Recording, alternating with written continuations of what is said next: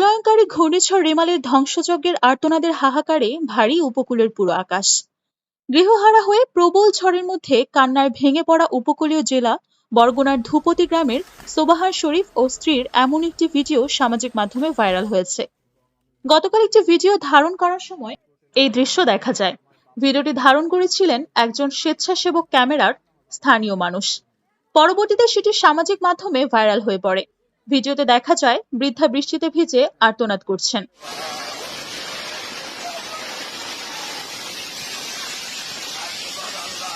উপকূলীয় জেলায় এটি একটি উদাহরণ মাত্র, বাস্তবতা এর চেয়েও অনেক অনেক বেশি ভয়ানক, যা অনেকাংশে ছড়িয়ে গেছে সিডরের ভয়াবহতার থেকেও বেশি ভাবে।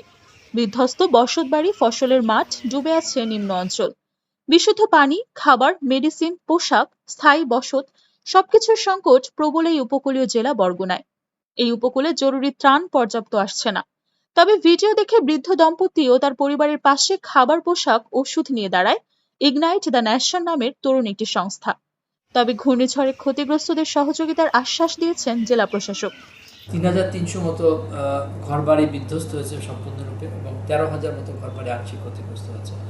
আর পানি উন্নয়ন বোর্ডের যে বাঁধগুলো আছে, বিভিন্ন যে আমাদের শহর রক্ষা বাঁধ, এই বাঁধগুলো আমাদের প্রায় ১৩টা স্পটে বিভিন্নভাবে ক্ষতিগ্রস্ত হওয়ার কারণে এই বন্যা, আমাদের জলোচ্ছ্বাস বা যে ইয়ার কারণে রেমালের প্রভাবে যে ইয়েটা হয়েছে, সেই পানিটা কিন্তু এই লোকালয়ের মধ্যে ঢুকে কিন্তু জনপদগুলো প্লাবিত হয়েছে। তো সার্বিকভাবে আমরা এই দুর্গত মানুষের পাশে আছি এবং আপনারা জানেন যে ঘূর্ণিঝড়ের রাতে কিন্তু পর্যাপ্ত মানুষ, বিপুল সংখ্যক মানুষ কিন্তু ঘূর্ণিঝড় আশ্রয় কেন্দ্রগুলোতে আশ্রয় নিয়েছে, যার ফলে কিন্তু প্রাণহানির ঘটনা ঘটেনি। এই দিক দিয়ে আমাদের একটা ভালো খবর।